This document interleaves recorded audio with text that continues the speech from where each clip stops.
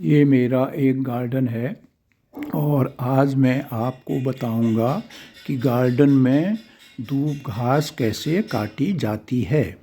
दूब घास काटने के लिए एक मशीन आती है जिसको कटर कहते हैं और इस कटर से इस तरह से दूब घास काटी जाती है। इसको पहले हम कटर को सेट कर लेते हैं। सेट करने के बाद दूब घास के ऊपर इस तरह से हम कटर को चलाते हैं। इसको हम थोड़ा आगे ले जाते हैं, थोड़ा पीछे करते हैं तो बेहतर तरीके से दूब घास कटती है। और जब यहाँ पूरा हो जाता है तो फिर इसको फिर से पीछे ले जाना पड़ता है और फिर से दूसरी लाइन में हम दूब घास काटते हैं। इससे दूब घास जड़ से तो समाप्त नहीं होती, क्योंकि अगर जड़ें उखड़ जाएंगी तो आगे गार्डन सूख जाएगा। इसलिए यह कटर दो तीन सेंटीमीटर घास को दूब घास को रखता है और बाकी ऊपर का जितना ज़रूरत नहीं है, जो झाड़ी सा हो जाता है, उसको यह कटर काट देता है। और जब कटर से काट देते हैं उसके बाद फिर इसमें नई दूब घास आती है तो गार्डन में हरियाली बनी रहती है। जो नई घास आती है वो महीन महीन आती है और पूरे गार्डन में फैल कर आती है, तो उससे गार्डन और भी सुंदर लगता है। इसी तरह हम इसको दूब घास को पूरे गार्डन से काट कर निकाल देते हैं और उसके बाद इसमें 2-3 दिन बाद पानी डालते हैं तो यह नई घास आती है और फिर गार्डन हरा भरा और बहुत सुंदर लगता है।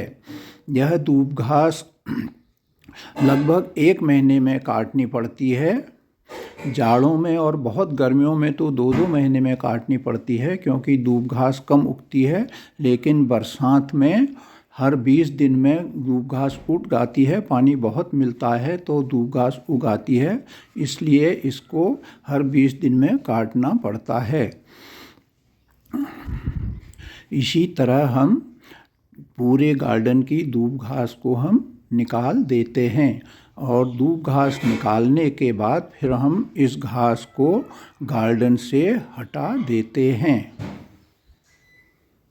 होती है वह गार्डन के ऊपर रहती है, तो इसमें इसी तरह से झाड़ू लगा के उसको हटाया जाता है। अगर कटी हुई घास को हम नहीं हटाएंगे तो यह धूप के ऊपर गार्डन के ऊपर सूख जाएगी और बहुत बुरी तो लगेगी ही, और साथ में यह गार्डन को जो नए दूब आएगी उसको भी हरा भरा नहीं होने देगी। अगर हम इस तरह से इसको साफ कर लेंगे तो पूरा गार्डन आगे के लिए हरा भरा रहेगा। इसी तरह हम इसको पूरे गार्डन को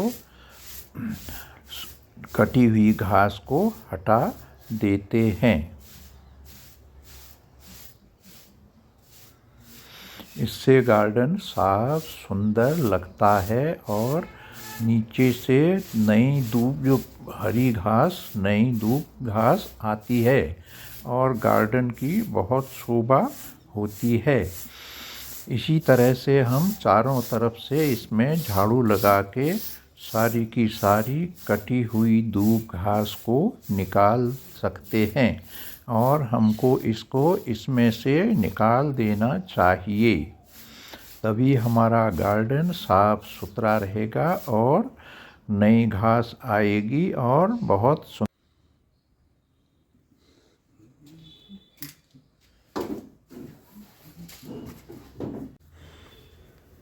ये मेरा दूसरा छोटा गार्डन है। बाहर वाला तो थोड़ा इससे बड़ा है, लेकिन ये इससे छोटा है और इसी तरह मैं इसकी भी घास काटूंगा और फिर घास को इसमें से दूब को जो ऊपर से कटी हुई होगी उसको मैं निकाल के हटा दूंगा, निकाल के फेंक दूंगा। इसी तरह इन गार्डन में जाड़ों में तो दिसंबर, जनवरी, फरवरी 3 महीने नहीं काटनी पड़ती है, फरवरी लास्ट में। लेकिन अब हर महीने काटनी पड़ेगी गर्मियों में। और बरसात में तो हर 15 दिन में घास पड़ जाती है और घास को हर 15 दिन में काटना या 20 दिन में काटना ज़रूरी हो जाता है, नहीं तो यह जंगल सा हो जाता है। अगर हम इसी तरह रेगुलरली टाइम पर घास काटते रहेंगे, दूब घास काटते रहेंगे, तो इसकी घास नीचे से जो दूब आती है हरी भरी लगती है और गार्डन बहुत सुंदर लगता है। मैं इसी तरह बारी बारी से दोनों गार्डन की सफाई करता रहता हूँ।